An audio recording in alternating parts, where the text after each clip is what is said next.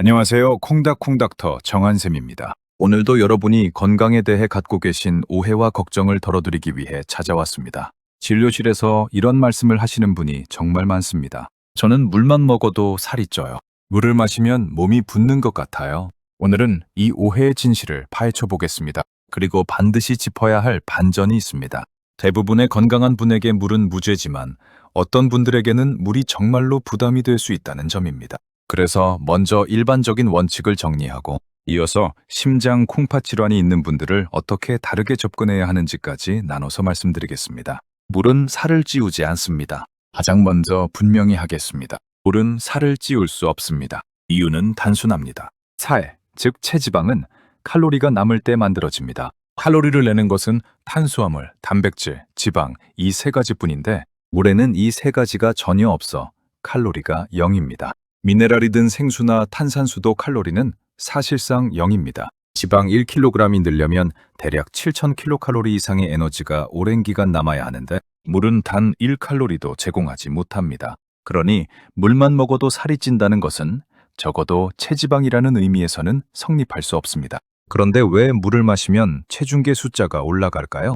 그것은 지방이 아니라 체수분, 흔히 말하는 물살입니다. 900ml 물을 마시면 그 순간 몸무게는 약 0.5kg은 늘지만 이것은 몸을 잠시 지나가는 물일 뿐. 곧 소변과 땀으로 빠져 균형이 맞춰집니다. 몸에 눌러앉는 지방과는 전혀 다릅니다. 물 한 잔 마시고 쪘다고 하시는 건 사실 몸을 통과 중인 물을 잠깐 본 것에 지나지 않습니다. 그럼 왜 물 먹고 부었다는 오해가 생길까요? 이 오해에는 여러 뿌리가 있는데 공통점은 대부분 물 자체가 아니라 다른 이유로 몸이 물을 붙들거나 특정 부위에 몰려 있다는 것입니다. 첫째, 마신 직후의 일시적인 체중 증가를 지방으로 착각하는 경우입니다. 아침 저녁 12kg의 오르내림은 대개 이 체수분 변동이지 지방의 증감이 아닙니다.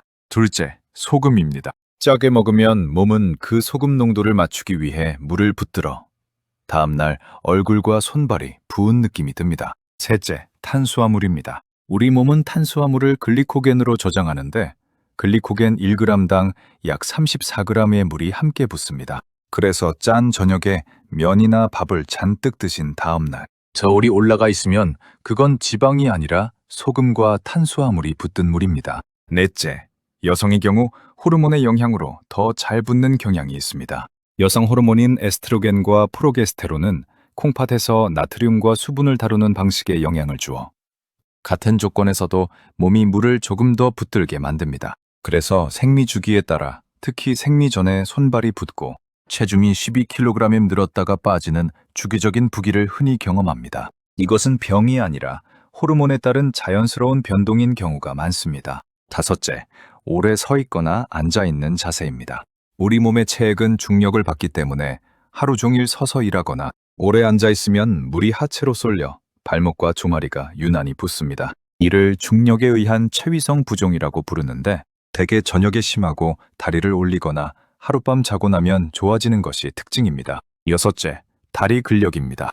다리에서 심장으로 피를 밀어 올리는 데는 종아리 근육이 핵심 역할을 합니다. 걷거나 움직일 때 종아리 근육이 수축하며 정맥을 짜서 피를 위로 올려보내는데 이를 종아리 근육 펌프라고 합니다. 오래 가만히 서 있으면 이 펌프가 사실상 꺼져 피가 다리에 고이고 근육 자체가 약한 분은 이 펌프 힘이 부족해 순환이 잘 배출되지 못해 다리가 더 잘 붓습니다. 그래서 같은 시간을 서 있어도 다리 근력이 좋은 사람보다 약한 사람이 더 붓는 것입니다. 이런 부기는 걷기나 발목 운동, 종아리 들기, 다리 올리기, 압박 스타킹으로 상당 부분 도움을 받을 수 있습니다. 지금까지의 원인들은 대부분 물 탓이 아니고 양쪽 다리의 대칭으로 나타나며 쉬거나 자고 나면 좋아지는 비교적 순한 붓기입니다. 그런데 여기서부터가 오늘의 핵심인데 이와는 성격이 다른 정말 몸이 물을 못 내보내서 붓는 경우가 있습니다. 어떤 사람에게는 왜 물이 정말 부담이 될까요?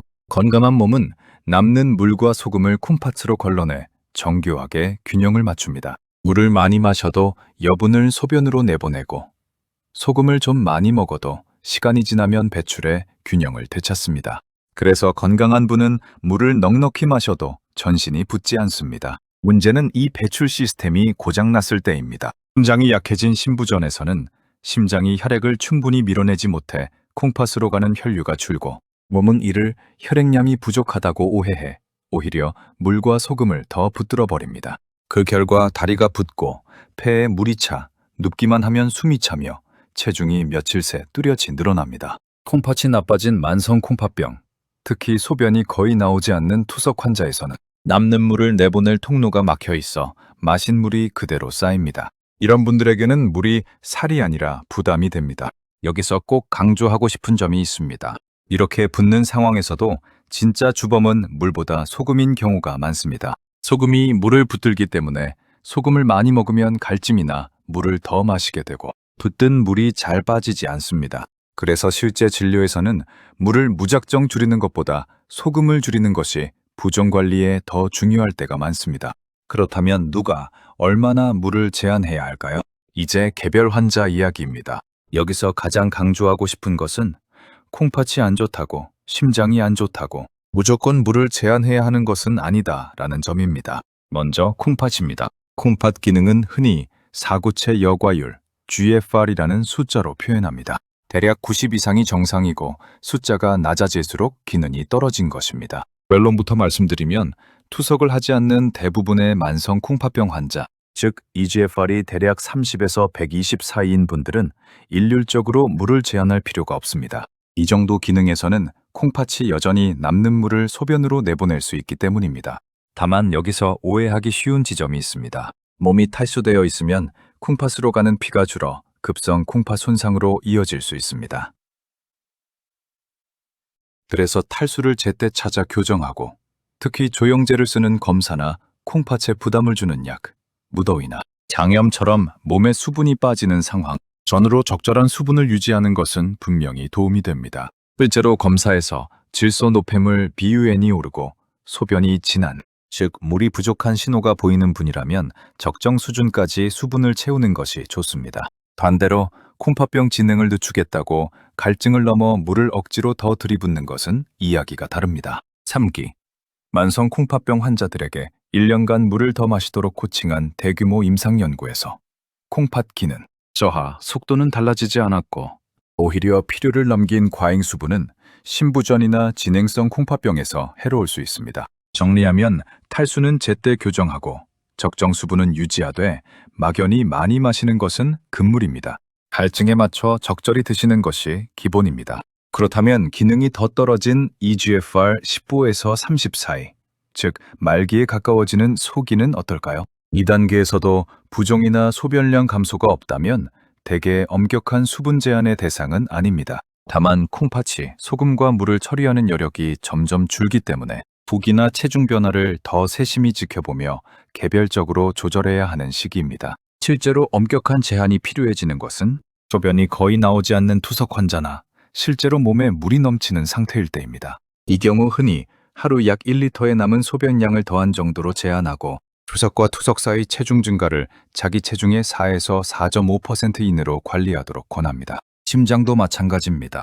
과거에는 신부전이면 하루 1.5에서 2리터로 일률적으로 제한하는 관행이 있었지만 2028년 대규모 임상연구에서 상태가 안정된 만성 신부전 환자에게 물을 엄격히 제한한 그룹과 자유롭게 마신 그룹을 비교했더니 예후와 삶의 질에 뚜렷한 차이가 없었고 오히려 제한한 쪽이 갈증으로 더 힘들어했습니다. 그래서 지금은 안정적인 신부전에 무조건 물을 조이기보다 개별화하는 방향으로 바뀌고 있습니다.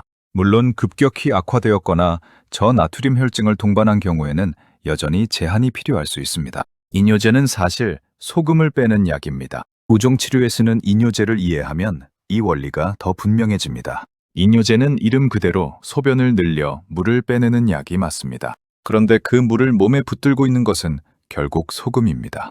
그래서 이뇨제는 콩팥에서 나트륨이 다시 흡수되는 것을 막아 소금을 소변으로 배출시키고 물은 그 소금을 따라 함께 빠져나갑니다. 즉 이뇨제의 본질은 물을 짜내는 것이라기보다 소금을 내보내는 것이고 물은 그 뒤를 따라오는 셈입니다.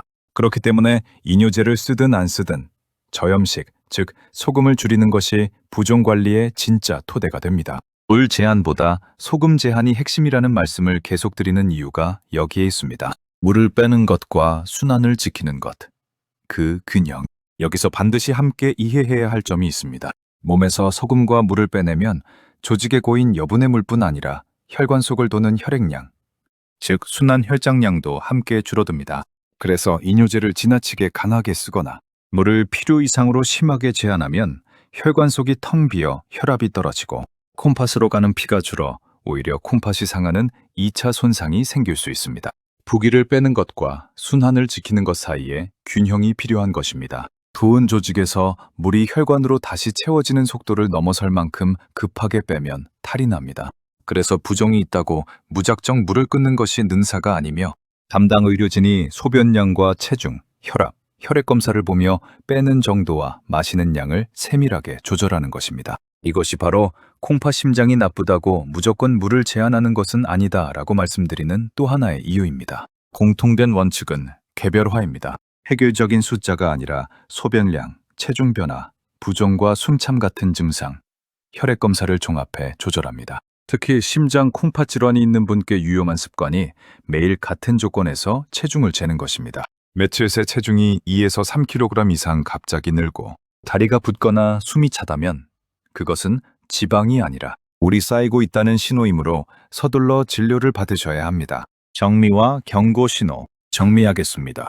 건강한 대다수의 여러분에게 물은 살을 찌우지 않습니다. 마신 뒤 저울이 오르는 것은 잠시 지나가는 물일 뿐이고 부기의 진짜 원인은 대개 소금과 탄수화물, 호르몬, 오래 서 있는 자세, 다리 근력 같은 것이지 물 자체가 아닙니다. 그러니 물로 살찔까봐 물을 참으실 필요는 없습니다. 다만 다음과 같은 신호가 있다면 이야기가 다릅니다. 한쪽 다리만 갑자기 붓거나 붓는 부위가 붉고 열이 나거나 며칠 새 체중이 급격히 늘거나 눕기만 하면 숨이 차서 베개를 높여야 하거나 밤에 숨이 차 깬다면 그것은 물 탓이 아니라 심장이나 콩팥, 혈관을 살펴봐야 한다는 몸의 신호입니다. 이럴 때는 물을 참을 것이 아니라 진료를 받으셔야 합니다.